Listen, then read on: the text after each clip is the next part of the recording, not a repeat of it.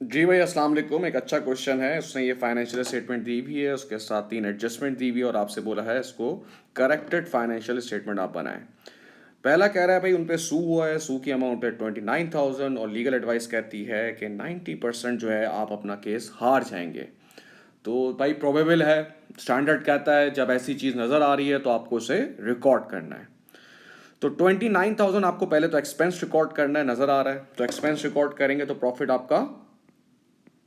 Profit आपका कम हो जाएगा 29,000 से।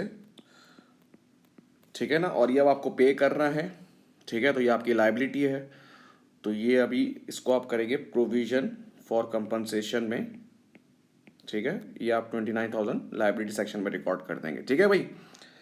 अब उसके बाद वो कह रहा है कि क्या नाम है, डेटर्स थे आपके 30,000 के। ठीक है भाई, आपके डेटर्स थे 30,000 के। अच्छा, उसमें फाइनेंशियल डिफिकल्टी थी तो डेटर ने आपसे बोला कि भाई मेरा एक इक्विपमेंट ले जाओ, और इक्विपमेंट की जो वैल्यू है वो 70% ऑफ डेट है।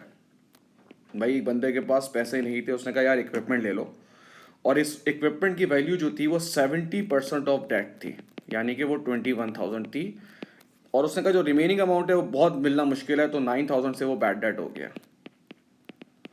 तो अगर मैं इसकी एंट्री बनाऊं तो कैसे बनेगा, मेरे पास एक इक्विपमेंट आ रहा है, इक्विपमेंट एसेट है, एसेट जब बढ़ता है तो डेबिट होता है।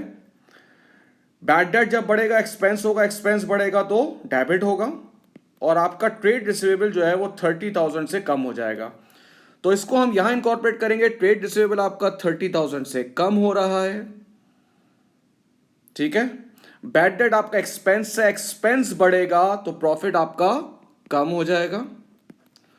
और ट्रेड रिसीवेबल बढ़ रहा है, ये यहां पे मैं लिख रहा हूं, जगह अभी नहीं है। ट्रेड रिसीवेबल बढ़ रहा है, कितने से बढ़ रहा है बेटा, आपका 21,000 से आपका ट्रेड रिसीवेबल कह रहा हूं, नॉन करंट एसेट जो है वो 21,000 से बढ़ रहा है। ठीक है भाई।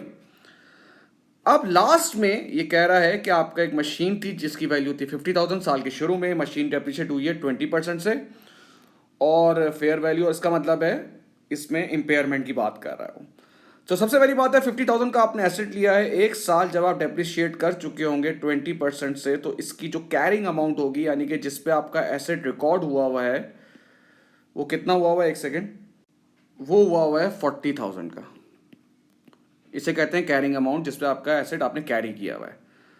अब इंपेयरमेंट कहती है इसको कंपेयर करो किससे, रिकवरेबल अमाउंट। और रिकवरेबल अमाउंट आपके पास दो होती है, पहली होती है फेयर वैल्यू ऑफ एसेट के मार्केट में कितने का बिकेगा, जो कि है 32,500, और फिर होती है वैल्यू इन यूज जो कि दी हुई है, ये रही 19,500। इसमें जो दोनों हायर है उस पर आप रिकॉर्ड करोगे रिकवरेबल, ये हायर है।